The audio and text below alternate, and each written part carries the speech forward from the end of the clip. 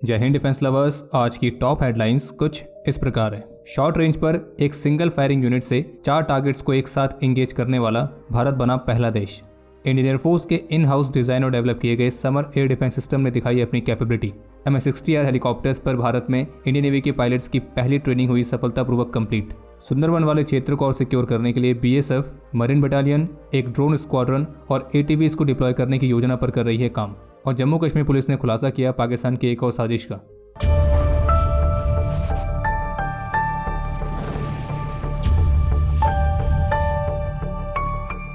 From 1947 to 2023, witness the evolution of the Indian Air Force's fighter jets, जिन्होंने बनाया भारतीय वायुसेना को दुनिया की चौथी सबसे ताकतवर वायुसेना। Only on Defense Squad app. Download now from Play Store. आज के कुछ डिफेंस अपडेट्स ऐसे हैं जो उन लोगों को काफी परेशान कर सकते हैं जिनसे भारत के वेपन सिस्टम्स की कैपेबिलिटीज देखी नहीं जाती हैं। तो उन सभी लोगों को चेतावनी है कि आज के डिफेंस अपडेट्स अपने रिस्क पर देखें। तो अपडेट की शुरुआत करते हैं आकाश मिसाइल डिफेंस सिस्टम के टेस्ट के साथ। तो हुआ यह है कि 12 दिसंबर को सूर्यलंका एयरफोर्स स्टेशन पर इंडियन एयरफोर्स ने अस्त्र शक्ति 2023 एक्सरसाइज को आयोजित किया था और इसी एक्सरसाइज के दौरान अपनी फायर पावर को प्रदर्शित करते हुए इंडियन एयरफोर्स ने भारत के स्वदेशी made in India Akash surface to air weapon system के फायर पावर का भी डेमोन्स्ट्रेशन दिया। अब आप सोच रहे होंगे कि इसमें नई बात क्या है, क्योंकि आकाश मिसाइल के तो कई सारे टेस्ट अभी तक हो चुके हैं और तो और ये मिसाइल सिस्टम दूसरी कंट्रीज को एक्सपोर्ट तक किया गया है। लेकिन इस टेस्ट की खास बात यह है कि इस दौरान आकाश वेपन सिस्टम के एक सिंगल फायरिंग यूनिट से 4 अनमैन्ड एरियल टारगेट्स को एक साथ एंगेज करके डिस्ट्रॉय किया गया और ये सभी टारगेट्स 25 किलोमीटर की शॉर्ट रेंज पर डिस्ट्रॉय किए गए। और ऐसा करके भारत दुनिया का ऐसा पहला देश बना है जिसने इतनी शॉर्ट रेंज पर एक साथ 4 एरियल टारगेट्स को एंगेज करके डिस्ट्रॉय करने वाली कैपेबिलिटी को प्रदर्शित किया है, और वो भी केवल एक सिंगल फायरिंग यूनिट का इस्तेमाल करके। और इस टेस्ट की जो वीडियो है वो DRDO ने अपने ऑफिशियल ट्विटर हैंडल से शेयर करी है, जिसमें ये दिखाया गया कि किस तरह से आकाश वेपन सिस्टम ने इस कमाल की कैपेबिलिटी को डेमोन्स्ट्रेट किया था। और जिस आकाश वेपन सिस्टम से टेस्ट किया गया तो वो इंडियन एयरफोर्स की सर्विस में 2019 में इंडक्ट किया गया था। इस ट्रायल में आकाश वेपन सिस्टम के उस फायरिंग यूनिट के साथ firing level radar, firing control centre और 2 आकाश मिसाइल के लॉन्चर्स डिप्लॉय किए गए थे। पहले FLR यानी कि फायरिंग लेवल रडार ने टारगेट्स को डिटेक्ट किया और ट्रैक किया और उन चारों टारगेट्स के साथ जो एयर सिनेरियो हो सकता है उसके अपडेट आगे पहुंचाया।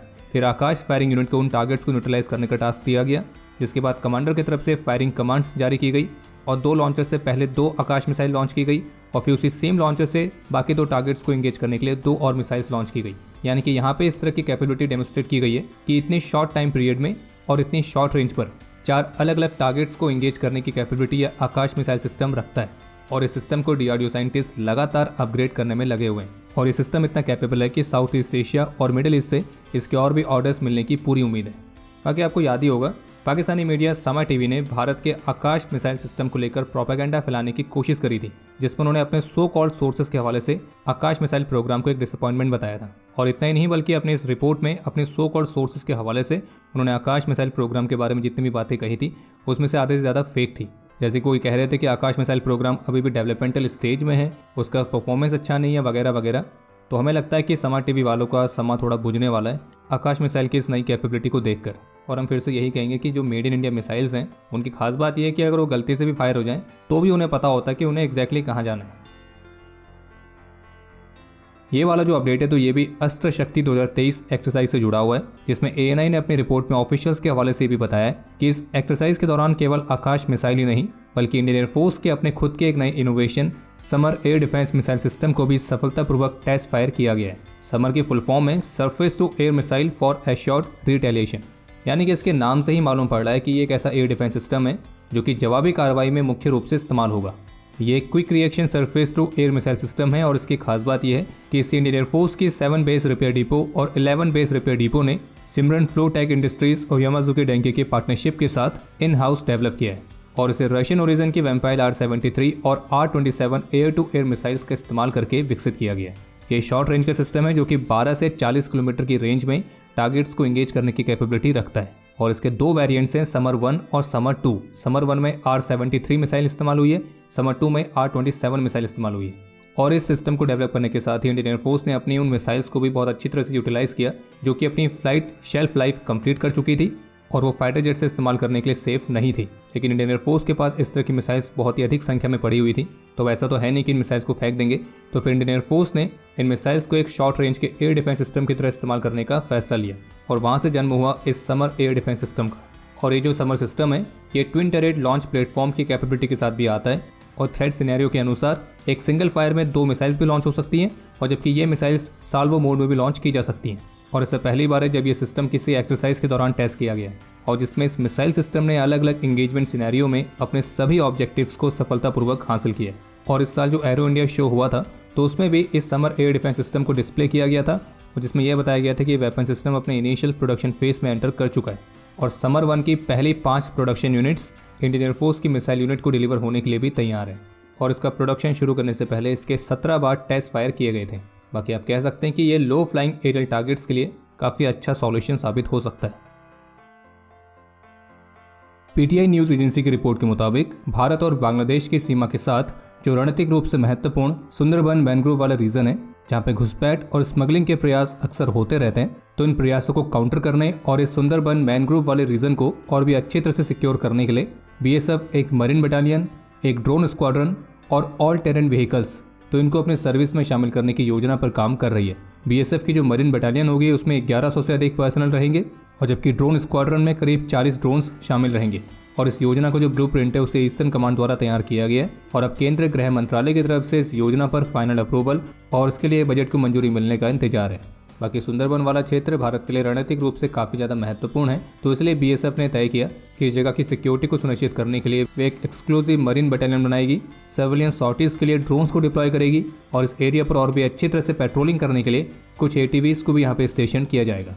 बाकी योजना में 12 से 14 एटीवीज को डिप्लॉय किया जाना शामिल है। बाकी अभी के समय सुंदरबन वाले एरिया पर जो बीएसएफ है वो पेट्रोलिंग करने के लिए करीब 50 small and large speed boats और वेसल्स की फ्लीट को मेंटेन करती है और इन वेसल्स को बीएसएफ की फ्लोटिंग बॉर्डर आउटपोस्ट भी कहा जाता है। और बाकी आगे बढ़ने से पहले अगर आप यहाँ तक वीडियो देख चुके हैं तो वीडियो को अपना कीमती लाइक जरूर दें और आप में से जो भी पहली बार इस चैनल पर आए हैं तो वे squadron.in पे जाकर नए डिजाइन को चेकआउट करना ना भूलें और स्पेशल कूपन कोड याद रखें PKMKB।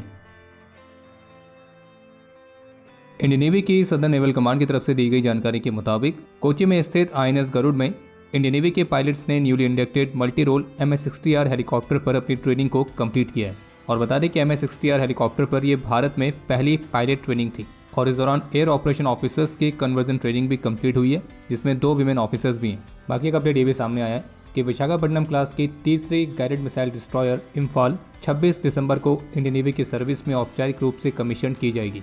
बाकी आपको रिमाइंड करा दें कि जो इम्फाल है वो भारत में बनी सबसे लार्जेस्ट मिसाइल डिस्ट्रॉयर्स में से एक है और इस क्लास की पहली 2 डिस्ट्रॉयर्स INS विशाखापट्टनम और INS मुर्मुगांव ऑलरेडी नेवी की सर्विस में कमीशन की जा चुकी हैं। जम्मू कश्मीर पुलिस के डीजीपी की तरफ से बताया गया है कि 3 हाइब्रिड टेररिस्ट जो कि अभी हाल ही में श्रीनगर सिटी में हमारे एक पुलिसमैन पर हमला करने वाली घटना में शामिल थे, उन तीनों को गिरफ्तार किया गया और उनकी तरफ से ये भी बताया गया कि इस हमले की जो साजिश है उसे पाकिस्तान बेस्ड आतंकी अर्जुमंद उर्फ हमजा बुरहान ने रची थी, जो कि इस हमले को अंजाम देने के लिए एक लोकल मास्टरमाइंड दानिश अहमद मल्ला के साथ संपर्क में आया था। और आपको ये भी बता दें कि गिरफ्तार किए गए इन 3 सुअरों से जब पूछताछ की गई तो उन्होंने इस बात का भी खुलासा किया कि उन्होंने अपने टारगेट्स की लिस्ट को फाइनल कर रखा था और इस लिस्ट में अधिकतर टारगेट्स पुलिसमैन थे और जबकि कुछ नॉन पुलिसमैन भी थे। और इस हमले में टर्किश पिस्टल कैनिक TP9 का इस्तेमाल किया गया था, जो कि एक हाई क्वालिटी की पिस्टल है और जो वजन में भी काफ़ी हल्की है। और ऑफिसर्स ने एक पैटर्न और ट्रेंड देखा है कि इस कैटेगरी के जो स्मॉल आर्म्स है वो जम्मू कश्मीर में ड्रोन्स और कई अलग अलग तरीकों से लाए जा रहे हैं और जो कि कहीं और से नहीं बल्कि पाकिस्तान की तरफ से हमारी साइड में स्मगल हो रहे हैं। और अब समय है आज के इतिहास का।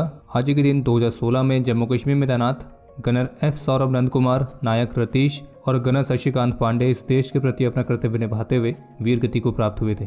आज के दिन 1971 में अपने अदम्य साहस और वीरता का परिचय देते हुए सेकंड लेफ्टिनेंट शमशेर सिंह सामरा, सूबेदार मलकियत सिंह और लांस नायक शंघारा सिंह वीर गति को प्राप्त हुए थे और हमारे इन तीनों वीरों को मरणोपरांत महावीर चक्र से सम्मानित किया गया।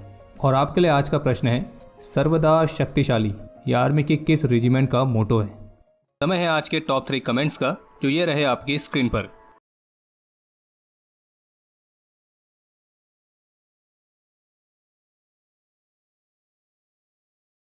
तो हमारे आज के इस एपिसोड के लिए इतना ही। उम्मीद है आपको एपिसोड पसंद आया होगा। पसंद आया तो वीडियो को लाइक पक्का करना कोई भी सुझाव या सवाल हो तो उसके लिए तो कमेंट सेक्शन हमेशा ओपन है। बाकी squadron.in पर जाकर नए डिज़ाइंस को चेकआउट करना ना भूलें। और अगर आप चैनल पर पहली बार आए हैं तो सब्सक्राइब जरूर करें। हम जल्दी मिलेंगे नए एपिसोड के साथ, तब तक के लिए जय हिंद, जय भारत।